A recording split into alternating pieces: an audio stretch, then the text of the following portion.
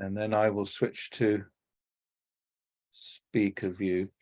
Okay, so for some reason I'm not appearing, but I don't know why. If I view, hang on, if I go to view speaker, perhaps I don't come up. Anyway, I haven't done this before. Let me put back on gallery while I introduce Bernie, and then I will do what I normally do when we get the lecture going. Well, Bernie has done previous talks with us, and I'd just like to read what was sent originally to Gerard and then on to me, so that sort of a brief introduction about Bernie and a sort of brief introduction to the talk, and then I'll hand over to Bernie. So Bernie Taylor is a naturalist and archaeoastronomer whose research explores the origins of mankind's creativity and awareness of the natural world through Upper Paleolithic cave art. His two books in this area are Biological Time, 2004, and Before Orion, Finding the Face of the Hero, 2017. Taylor's presentation is based on his 2021 paper published in the journal Praehistoria. Worldwide observances of the heavens by indigenous peoples suggest sky-watching origins deep in time. One approach to explore early astronomy is through the biological clocks of animals, how they are influenced by the light-dark cycles of the sun and the moon, and methods this knowledge has been maintained in the calendars of indigenous peoples. This journey of lunar timekeeping takes us from painted animals on the walls of Ice Age caves to Siberian herders and standing Native American traditions that may be remnants of our first connectiveness with the night sky. So with that, I'm going to ask Bernie to share his screen. And if it was possible to make sure that you are muted, and if you want your videos off, but we should be okay on that side of things. So if you're ready, Bernie, and I will hand over to you. And so do you now see my first screen? We've got your first screen, yes. Great. Well, thank you for the introduction. This is about my fifth or sixth engagement with history of astronomy, science astronomy, and the first three I was Bernie Taylor, and now I'm just Bernie. So I appreciate the step forward, and I also believe I paid my dues in the second year, which maybe helps.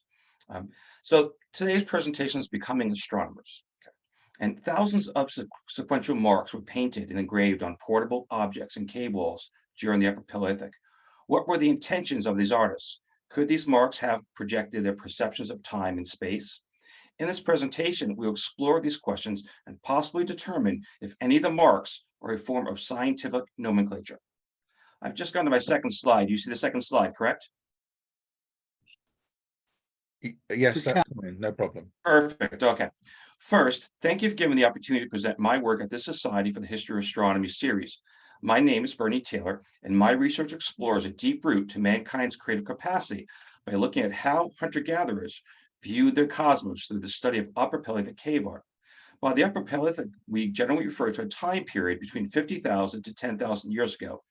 In the Upper Paleolithic, there were cultures such as the Magdalenian in Europe, which lasted from 17,000 to 12,000 years ago, and was the period these images were made. These marks under question are depicted with straight lines, rectangular designs, strings of dots, and other shapes. Many hypotheses have emerged to describe these marks, including signs and symbols, hunting magic and tallies, fertility and initiation rites, art for art's sake, altered states of consciousness, mathematical sets designating time and constellations. Hunting can be ruled out. The most commonly depicted animals did not prominently figure into the Upper Paleolithic diets based on the bones found in their garbage heaps. We will discuss this Lascaux Hall of Bulls interpretation later in the program, and that's my hook to stay on board.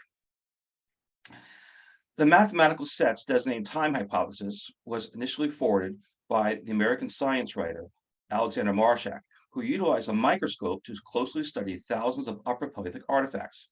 His major work in this area is The Roots of Civilization, as printed in 1972.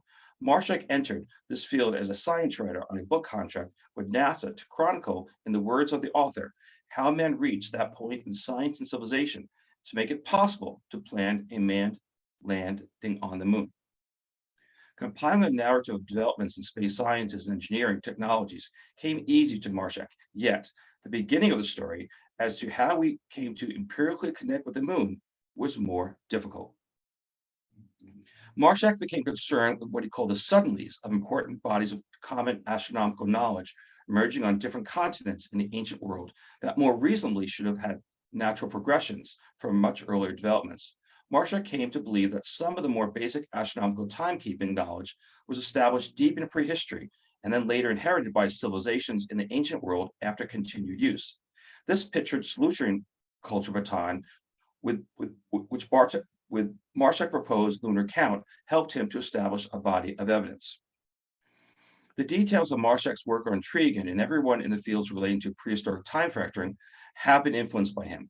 Marshak proved without a doubt that Ice Age men could count and had a sense of mathematical sets. In a train of thought that may have been long ahead of his time, Marshak also forwarded the notion that we are today more technically advanced than Ice Age people, but not smarter. Marshak's work has remained a controversial read, which may partly be due to his never answering the question of what might have been the practical applications of the mathematical timekeeping sets in relation to the actual animals depicted on portable objects in cave walls. In other words, Marshak never established a measurable motive for the making of lunar marks on upper Paleolithic imagery. The dissenting opinions were more firmly entrenched. Then again, Marshak had more recently been researching man's journey to the moon for NASA, or a NASA book, and not concerned with the life history strategy of sometimes long ago extinct animals on planet Earth. Nevertheless, we may today take steps in this exploration to determine the validity of Marshak's fundamental hypothesis, which could also answer the question of whether the Paleolithic mind is still our own. My work in this enigma started in 2002 while studying how migratory animals in nature time their life history events. I call this phenomena biological time. This path of travel ultimately led me to examine hunter-gatherer and pastoral calendars, then later to upper Paleolithic cave images in an attempt to answer some of the same questions Marshak had proposed. This behavior applies to Atlantic salmon as well, to which we were once abundant in rivers of the United Kingdom. The Hampshire Avon that runs past Stonehenge was one such river. Years ago, I interviewed a commercial fisherman who worked the tidal area of the Hampshire Avon. The fisherman related to me that he predicted success based on the phases of the moon. I had the privilege of fishing just above the tidal waters and a few miles north at a club.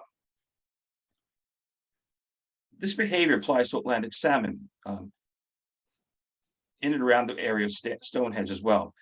The Hampshire Avon that runs past Stonehenge, the users of Stonehenge would have been aware of these biological rhythms of the Atlantic salmon and may have used the site as a solar lunar calendar to predict the runs and mediate down and upstream salmon harvesting, as well as the events of other animals. I've seen Native American calendars that utilize the winter solstice as the yearly reindexing starting point for the moon and counted lunation until when the Salmonids arrived. This graph describes the peak of coho salmon, or Pacific salmon, where I live, spawning activity around the full moons over 13 years. The data indicates that salmonids migrate most prolifically around the dark nights and hold during these light night periods when they engage in group behavior, such as spawning, which leads to later downstream migration of the coho salmon fry during the dark moon nights. There has been similar research in the United Kingdom with the same observation for Atlantic salmon. One might question that the salmonid events are trained to the lunar-driven ocean tides from which they migrate to and from. This graph from a study led by the late Oregon State aquatic entomologist Norm Anderson describes the dark moon movement of invertebrates in rivers. The field data indicates that salmonid migration and spawning activity is not entrained by the ocean tides, rather light dark lunar activity that extends up and down the food chain. A lot of good research has taken place at Oregon State. My daughter graduates from this institution in about a month. This phenomenon is not just for aquatic insects, but also for terrestrial species such as these giant honeybees. This graph describes the pronounced twilight and night high arrival from foraging activity just after the full moon when the bees have greater visibility, which potentially results in synchronized pollination of plants. Note that bee foraging is highly temperature dependent. One would not observe this behavior at any lunation where bees exist. We have a honeybee hive that I've been keeping a watch on. When I started data-driven salmon research in the field 2 decades ago, this lunar time perspective was definitely on the cutting edge.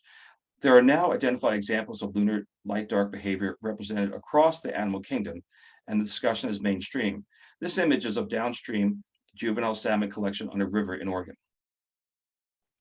Native Americans or First Nation peoples, such as the Thompson Indians of British Columbia, held this biological information in their calendars, as highlighted in red for salmon migrating upstream. In the natural world, there are really no salmon moons. Rather, each nation has multiple biological events, such as we found for the migrating and spawning salmon. These nuances are more fully expressed on other indigenous calendars and would have been in Thompson Indian practice. This Thompson Indian calendar is expressing biological events of those lunations that are most significant to them.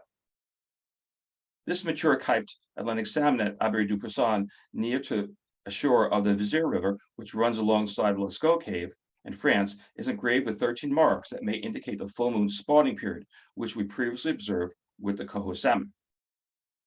A common worldwide and intuitive method of counting is 13 from the first crescent moon to the full moon, which these marks may represent. On the Thompson Indian lunar calendar, we may also find the major life history events of deer, such as when they rut, shed their antlers, and drop their young. One Thompson band reset their lunar calendar by the rutting of the black-tailed deer. Other bands reset their lunar calendars by the rutting of mountain goats, which are an ibex, as well as the rutting of bighorn sheep and when groundhogs go to their winter dens. The Thompson's observation of lunar influence behavior for bighorn sheep can be supported in this Nevada study published with the U.S. Geological Survey. The research group found that these animals to have lunar migration patterns, whereby the most evening movement occurred when the moon was brightest. The light and dark cycles of the moon synchronized animal behavior for their life history events. The approaches of the Thompson bands to resetting the lunar calendars to biological events of animals resolves a fundamental problem with solar lunar calendars. The 29.5-day lunar cycle of light and dark, the dark nights, doesn't divide evenly into solar year, pushing the calendar back 11 days each year. Other animals can't keep pushing their biological activity back 11 days each year, as they would be out of season for their events. Instead, they respond to solar lunar light dark cues that shift these events back and forth from one year to the next in seasonal windows of time. Migrating salmon, waterfowl, and other animals are never early or late for meal migrations and reproductive events. They are on their own time, their biological time. The movement back and forth for the birthing and hatching of animals exposes them to different environmental conditions. Early in the year may be too cold, or the heat of the summer too late. Life history strategy shifts in the solar year is partly determine different rates of juvenile survival and ultimately adult abundance.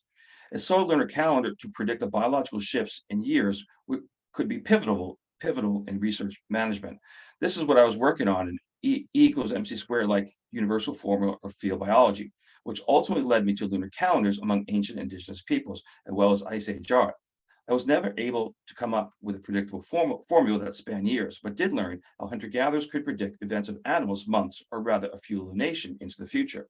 I would have been in Stockholm if this hypothesis had been proven. We may find evidence of seeing the future through the biological time and lunar synchronized behavior with these stags in Lascaux Cave. They are likely red deer crossing a river. We can see their heads bobbing back and forth in the uneven current. The lower stag looks as though he is plunging into a pool. The fourth stag has 7 spears floating between his antlers. Counting 7 lunation from the vernal equinox, this would approximately be our month of April, and when stags would have migrated to breed. This is also the appropriate start of the lunar calendar for the Thompson band, which cued off the black-tailed rut. A Tesla's lunation after the vernal equinox start period can be determined by whether the practice is found on other panels in the Lascaux Cave complex. We will return to this yearly start of the lunar calendar question shortly. The observed and recorded rutting of black-tailed deer within one lunation among the Thompson may be expressed with this black stag at the Lascaux Cave with 13 dots leading from a first crescent moon to the full moon at the box. We can see the resemblance between the Lascaux black stag and this rutting red deer stag. Note the large antler sets, arched necks, and hot breaths, calling in the females during the cool autumn morning. Ice Age visitors at Lascaux may have used the vocalization of the rutting stag as a descriptive name. They may have also ceremonially called back to the stag. One could be arrested today, as the cave has been closed since 1963. On the viewer's top right, we again find the count of 13 with a box with this major stag in rutting condition. Let's go. Above the stag is a hunter drawing his bow and an elk with 13 marks on his back as depicted in rock art in the Columbia Basin near to where I live in Oregon. The Griffith Observer issue back in 2007 was one of my earlier works on the subject. Reading from the viewer's left to right, we may find another count of 13 leading to a box formed by the forelegs of this pregnant mare at Lascaux. But in this case, the dots continue, suggesting that the depicted event for this pregnant mare occurs later in the lunar cycle during the darker nights. This nomenclature could indicate an important event such as foaling, that is the dropping of the young.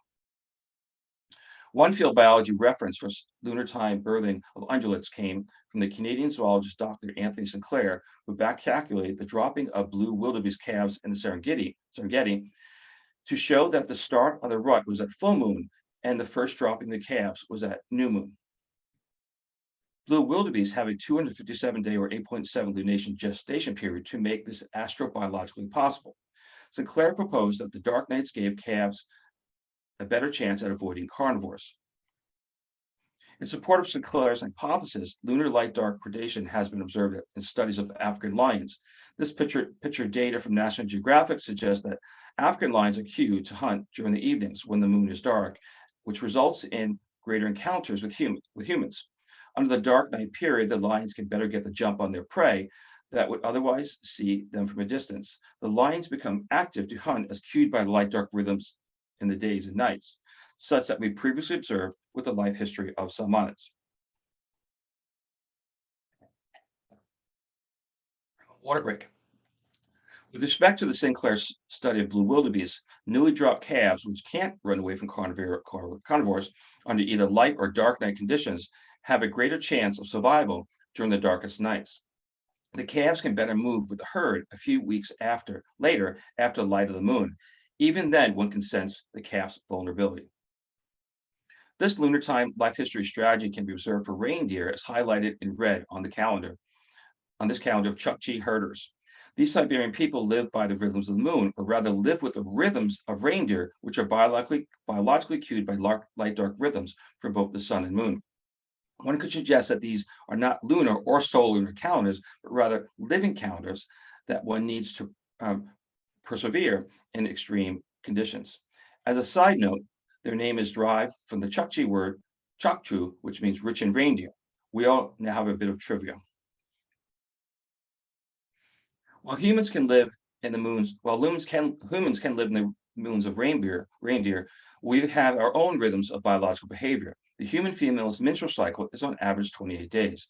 There's variability, and the average for some women could be a day or two more or less. Women are not cued by any phase of the moon. However, women who live or work in close quarters, such as dorms, prisons, and convents, can synchronize in both start of menses and duration around a common lunar phase. In 1998, there was a Nature journal study whereby it was found that the pheromones released by skin glands from one woman was exposed to another woman who then synchronized to her menstrual cycle. This is referred to as the McClintock effect, after the prime investigator who has been working this approach for decades. Menstrual cycles are unique among animals. We can count primates, bats, and the elephant shrew. That's all in the many millions of animal species. Among the great apes, the gorilla, orangutan, bonobo, and us have a rhythm that is close to light-dark cycles of the moon. The chimpanzee is at 37 days. Our natural synchronization with the phase of the moon is probably what enabled us to consciously tell time.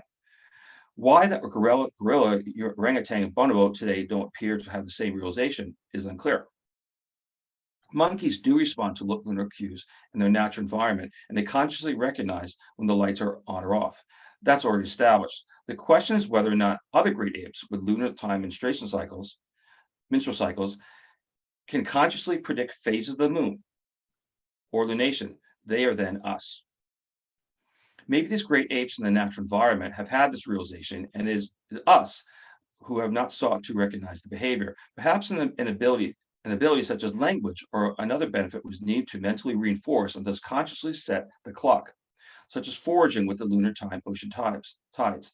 Others in the genus Homo have come and gone, likely as also found in this astrobiological clock, but left us without a written record, such as we find in cave art. What if the so-called missing link is our ability to not only consciously tell time, but also communally share the notion of time? In any case, we appear today alone as the conscious tellers of time. We can calculate time to the distant past and into the future, which enables us to regret our actions in the past and worry about events in the future. Whereas all other animals, as far as we know, respond to light, dark, tidal, weather, and other natural cues to find themselves in time and space. This lunar synchronization on humans was not always possible, as our moon is slowly moving away from Earth. Had Homo sapiens not evolved with the menstrual cycle that is in sync with the moon in an astronomical window that made it possible, we may never have emerged as conscious timekeepers and not been able to schedule this presentation today. If this lunar evolutionary hypothesis is correct, then conscious timekeeping may not be able to evolve on other planets without the same conditions. This is the slide that has closed my door to SETI. While the horse, deer, and reindeer don't have menstrual cycles, they do have light and dark seasonal and lunar entrainment of biological events. This entrainment may also help us to identify a lunar calendar in the grid above. This late-stage pregnant mare is at the Lascaux Axel Gallery. First, we need to review the life history strategy of horses. Similar to the blue wildebeest, for mares, there's an offset in the gestation period to about a half lunation. Thus, if a horse breeds at the full moon, she would drop her foal in the dark of the moon after a 336-day or 11.4 lunation gestation period. Among captive mares, studies show that foaling occurs primarily at night, with the maximum incidence between 10 and 11 p.m. This biological timing is an evolutionary life history strategy to protect the newly dropped foal against predators and is carried on even when those dangers are not present. I have a friend with more than 300 llamas that he breeds as show animals. The hobby started with a few llamas to pack his gear on overnight campouts. Llamas are prolific breeders, and he soon had hundreds of them. Llamas drop their young at night, and my friend spent many a long night birthing his stock. Then one night, by accident, one of his ranch hands left the light on in the barn. The llamas responded by dropping their young equally between day and night. They kept the lights on in the barn at night from that day forwards. The Lascaux cave artists could have started their yearly lunar calendar with the dropping of the foal as the first lunation, an event of another time resetting animal, or from the first lunation after the vernal equinox. In either of these cases, the dot at the center of the box, the first box at 1Y, would indicate the dropping of the foal. This biological event is after the vernal equinox, lunation beginning time, and consistent with the proposed lunar counting for the 5 stags crossing the Vizier River as previously depicted. The reading direction for the grid is from the viewer's right to left as the moon rises in the spring to summer sky. The syntax was in the details, just as it is with written language today.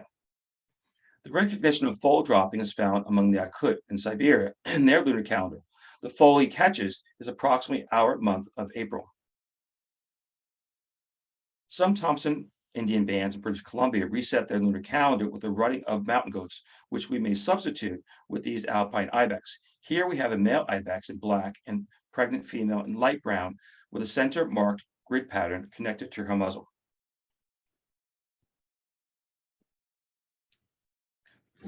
Alpine ibex drop their kids after 167-day or 5.6 lunar gestation period.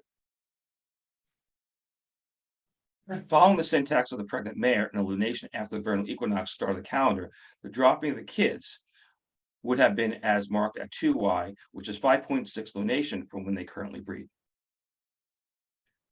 Pictured here on the Axel Gallery is this birthing oryx that is often referred to as a leaping cow. Note how the rear legs of both bovines are positioned to be pushing out the calves. We will return to this concept much later. The Lascaux artist depicts some inner organs of the oryx, such as the rumen in red and what appears to be elongated white calf sac within her rear area.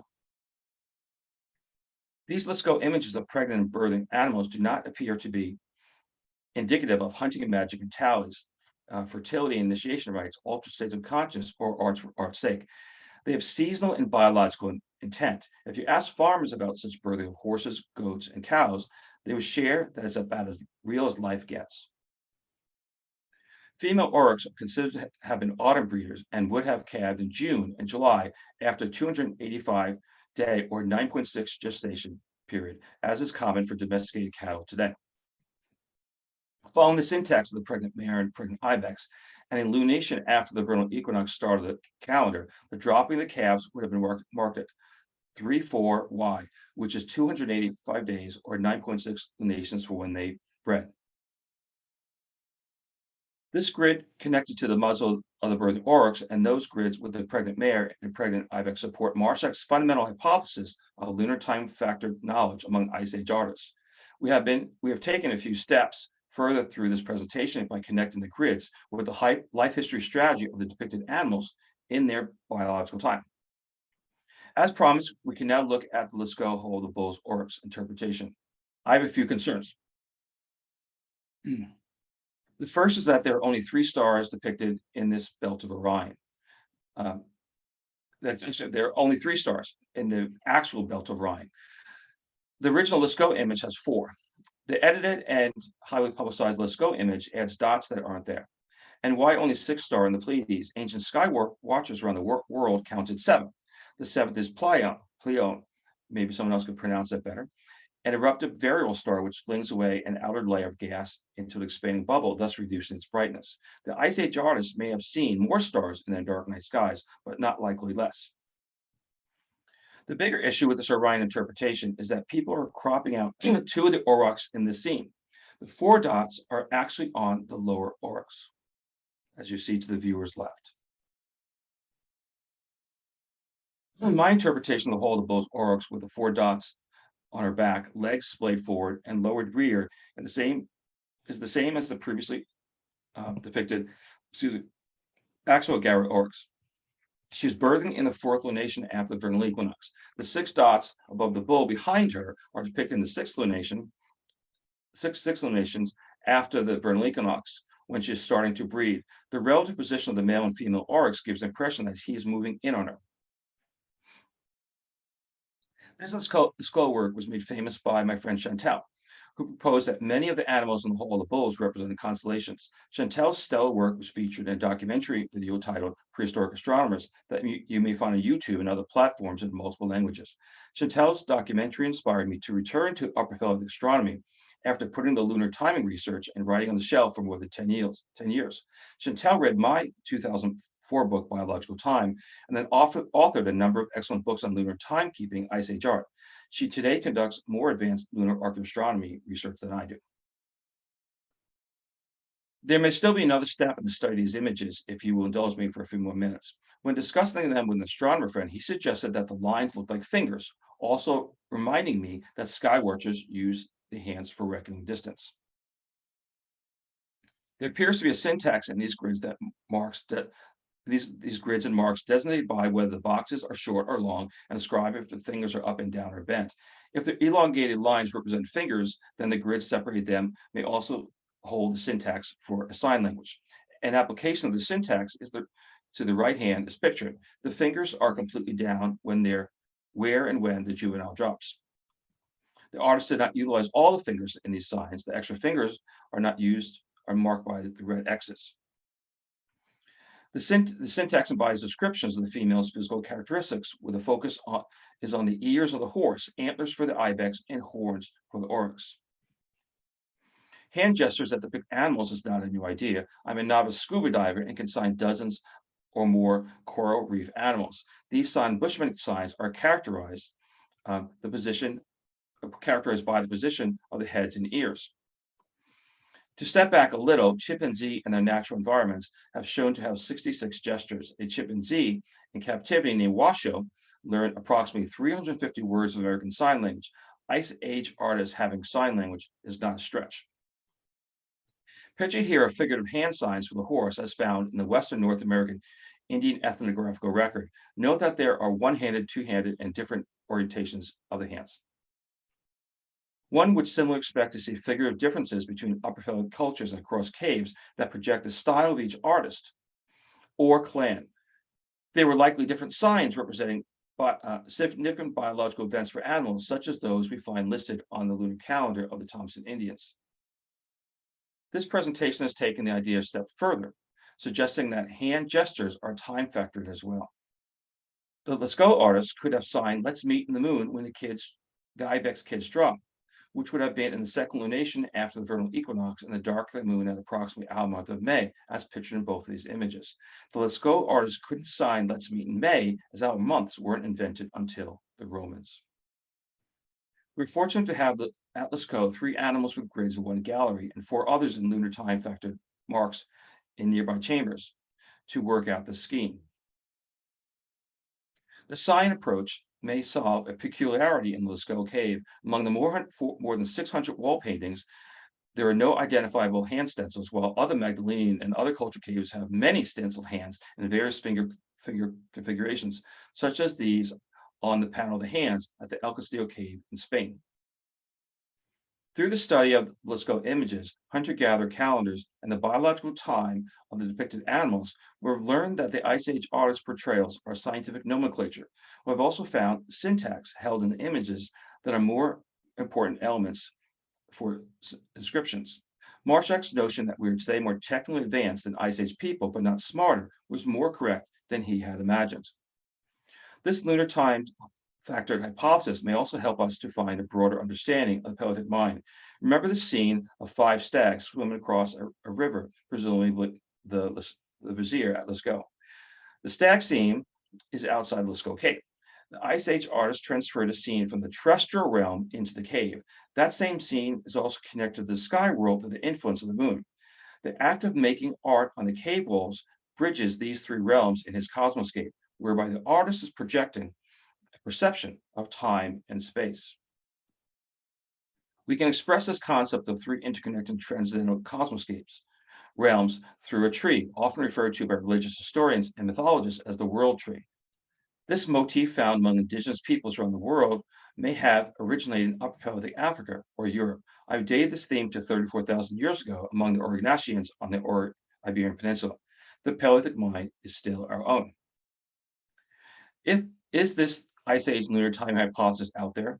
In the words of Billy Joel, "You may be right, I may be crazy. Oh, but it just may be a lunatic you're looking for." The material in this presentation goes back to my books and papers starting in 2004. My most recent paper was Lunar Timekeeping Upper Paleolithic Cave Art, as printed in the 2021 issue of the European journal Prehistoria. Other supporting work can be found on my webpage. Thank you again for the opportunity to speak at the Society for the History of Astronomy series. I'm always open to cooperative projects and virtually present my work to community and academic audiences. Okay, right. Put on gallery view. Well, thank you very much, Bernie. Fascinating, complicated. I need to think hard about a lot of those things. Okay, Horace, did you have a question, or were you just applauding then? Right, we've got some time for some questions, so I'll just check if there's anybody that wishes to ask a question. I'll look through the chat to see if there's anything there. I can't see any at the moment. No. Anyone got a question they'd like to ask or a comment that they'd like to make? I have a comment, actually. So what people are thinking about it. So when I went to Stonehenge, maybe 2006 or so, I interviewed the commercial fisherman who worked the tideways, and he used that. He was using the moon. He went out almost every day, but his expectation was higher at certain moons, and then he would promise the local restaurants salmon based on what he was anticipating to happen. But as we walked up and down the Hampshire Avon, and we found other evidence of the same tradition. For example, eels. There's eel traps on the river, and eels also have are documented as having this light dark rhythm.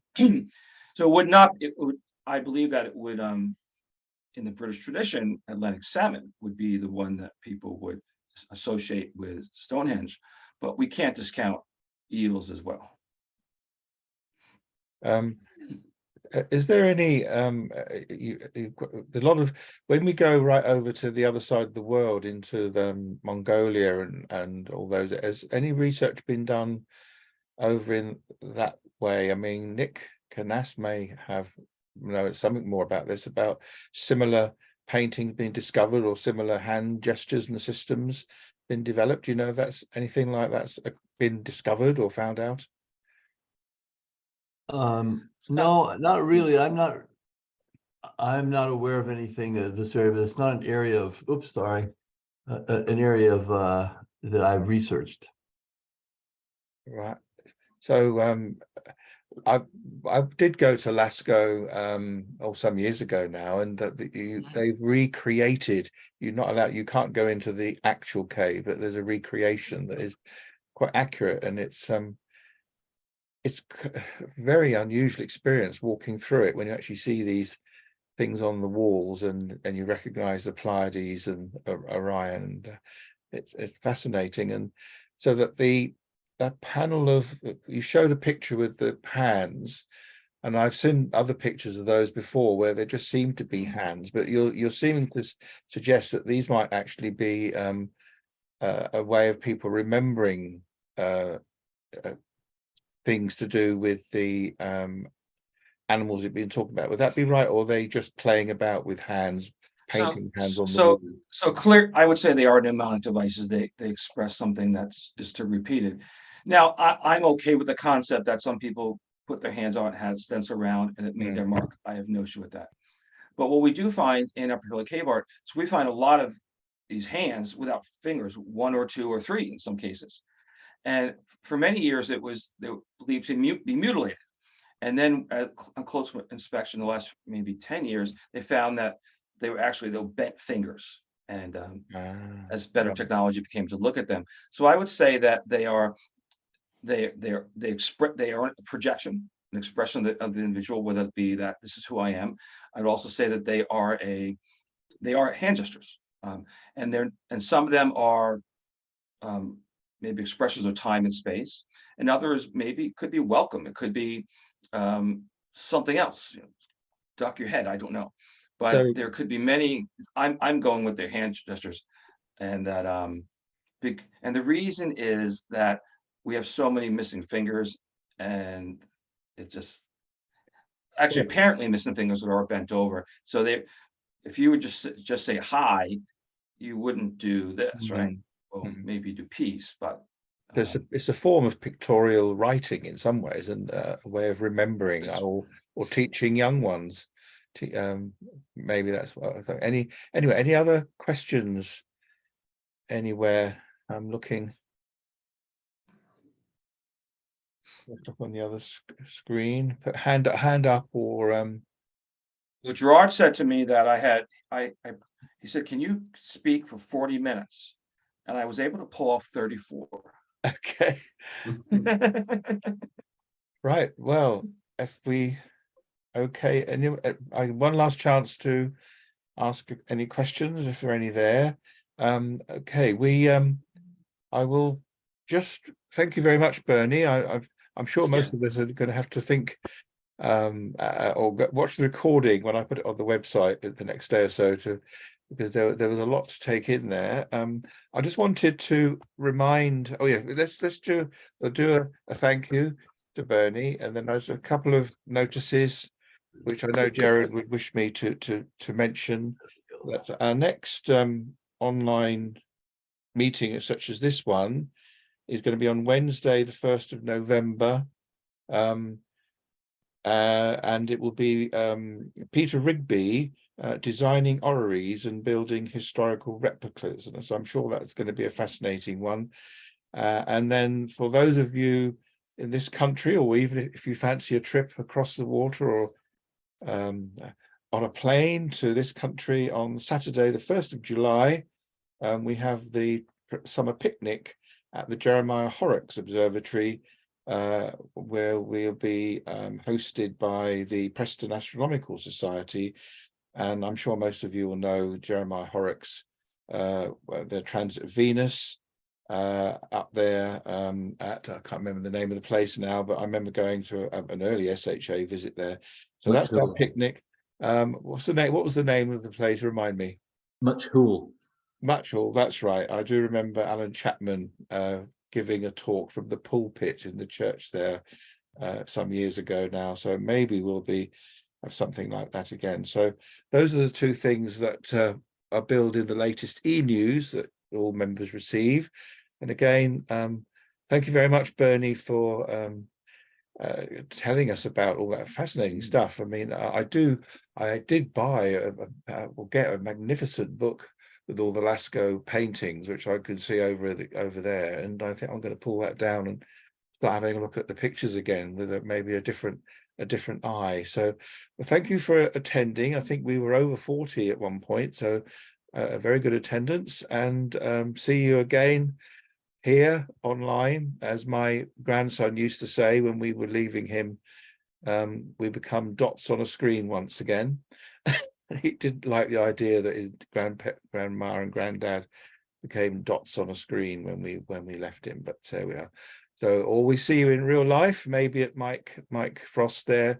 I can see he's having a historical section, BAA historical section meeting on the 19th of May. 20th. Sure that all SHA members are quite welcome to be there if they wish. As SHA members who in this country know, that's where our library is, and I think James Dawson, librarian, will have it open. So all of you over there in Oregon or Thailand or Australia, wherever you happen to be, if you fancy a trip over on May the 19th to Birmingham to Mike's BAA talk, or come to our picnic in July, that'd be fine. So thank you very much. I'll just stop the recording.